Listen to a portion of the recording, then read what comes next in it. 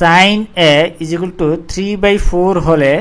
এ কোণের অন্যান্য ত্রিকোণমিতিক অনুপাতগুলো নির্ণয় করা। এই সাইন এ, এই একটা কোণের পরিমাণ দেওয়া আছে এখানে, এই এ কোণের সাপেক্ষে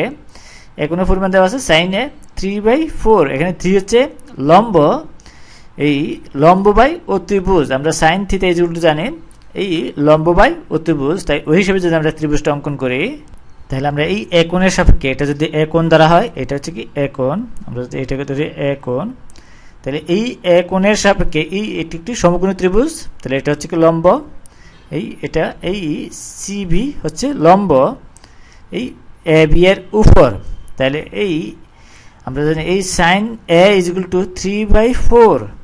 সাইন এ যেগুলো এখানে দেওয়া আছে, এই sine A is equal to এই 3/4, বা আমরা sine theta is equal to, আমরা এই কোণের পরিমাণ যদি এ হয়, তাহলে এই সাইন এ সমান আমরা জানি সাইন এ সমান লম্ব বাই অতিভুজ, লম্ব বাই অতিভুজ। তাহলে এখানে অতিভুজ হচ্ছে কি এটা, তাহলে এই 4 হচ্ছে অতিভুজ, তাহলে আমরা এই 4 লিখতে পারি অতিভুজ। আর লম্ব হচ্ছে এই এ কোণের বিপরীত বাহু, এটা হচ্ছে কি বিপরীত বাহু, আমরা বলতে পারি বিপরীত বাহু। এটা হচ্ছে কি লম্ব হচ্ছে কত 3, এই বিপরীত বাহু হচ্ছে কি 3, আমরা সমান এটা সমান 3 লিখতে পারি 3। তাহলে আমাদেরকে এই এ বি বের করতে হবে, আমরা এ কোণের সাপেক্ষে বাকি কোণগুলি বের করতে হলে এই কস এ, সাইন এ, টেন এ, কট এ, এগুলি বের করতে হলে আমাদের এই ভূমি এ বির মান বের করতে হবে। তাহলে আমরা পিথাগোরাসের উপপাদ্য অনুসারে জানেন এই অতিভুজের উপর বর্গ সমান অপর দুই বাহুর বর্গের সমষ্টি।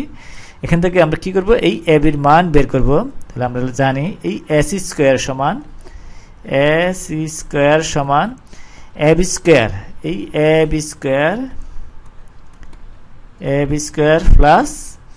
বিসি স্কোয়ার, লম্ব বিসি স্কোয়ার, এটা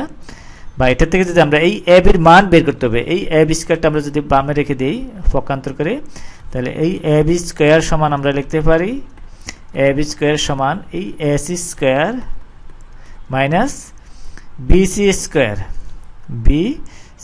আমরা যদি পক্ষান্তর করে নিই তাহলে এটা আসে।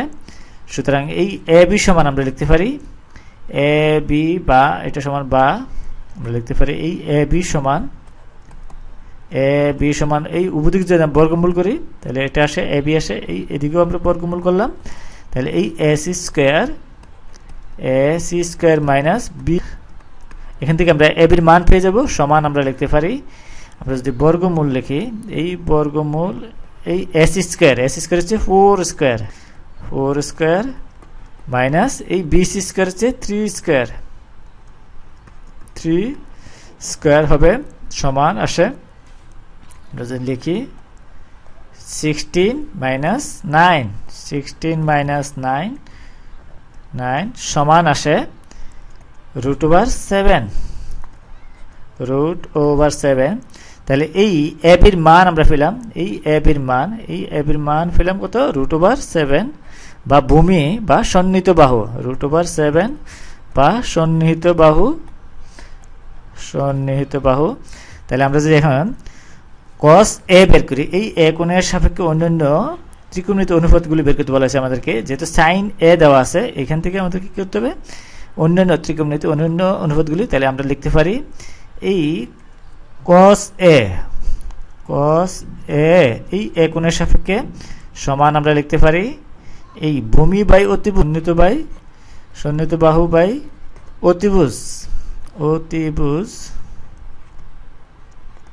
অতিভুজ সমান আমরা লিখতে পারি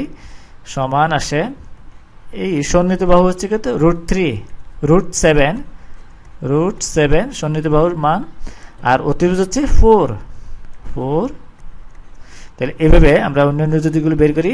তাহলে আসে এই tan a সমান আমরা লিখতে পারি tan a সমান আসে এই লম্ব বাই ভূমি, অর্থাৎ এই বিপরীত বাহু ডিভাইডেড বাই সন্নিহিত বাহু। আমরা যদি লম্ব বাই ভূমি লিখি ও সিবি সমান ডিভাইডেড বাই এই এ বি লেখা যায়, এ বি সমান আসে এই 3/, √7, 7 বর্গমূল। এভাবে যদি আমরা cot a বের করি, cot a সমান এটার উল্টাটা হবে, তাহলে cot a সমান আমরা বের করতে পারি। এরপর যদি আমরা cot a বের করি, cot a সমান হবে এই tan এর বিপরীত। তাহলে tan এর বিপরীত লিখতে হলে আমরা কি লিখতে হবে, 1/tan a, 1/tan a আমরা লিখতে পারি। এই tan এর যেটা বেরিয়েছে ওইটার বিপরীত হবে, তাহলে এটা সমান আমরা আসে 1/, আমরা tan এর মান যদি বসাই, tan a সমান আসে এই 3/√7, 3/√7, এটা হচ্ছে কি এই tan এর মান, তাহলে এটা √7/3, √7/3, তাহলে এটা হলো কি এই cot এর মান। এরপর যদি আমরা এই cosec এর মান বের করি, এই cosec হচ্ছে sin a এর বিপরীত, তাহলে আমরা যদি cosec এর মান বের করি, cosec a সমান আমরা লিখতে পারি 1/sin a, তাহলে এই sin এর বিপরীতটা হবে এই cosec এর মান, তাহলে এই cosec এর মান হবে, তাহলে আমরা যদি 1/4 লিখি, 3/4 সমান আসে 4/3, তাহলে আরেকটি মান আছে sec a, আমরা যদি দেখি sec a হচ্ছে এই, তাহলে sec a এর মান হবে এই cos a এর বিপরীত, তাহলে 1/cos a লিখতে পারি আমরা, 1/cos a সমান আসে, আমরা যদি এই 1/cos এর মান বসাই, এই √7/4, এটা হবে কি এই cos এর মান, এটা সমান আসে এই 4/√7, এটা হচ্ছে sec এর মান √7, তাহলে এই sec এর মান আমরা পেলাম এই 4/√7। তাহলে আমরা এই সবগুলি ত্রিকোণমিতি অনুপাত মান বের করলাম।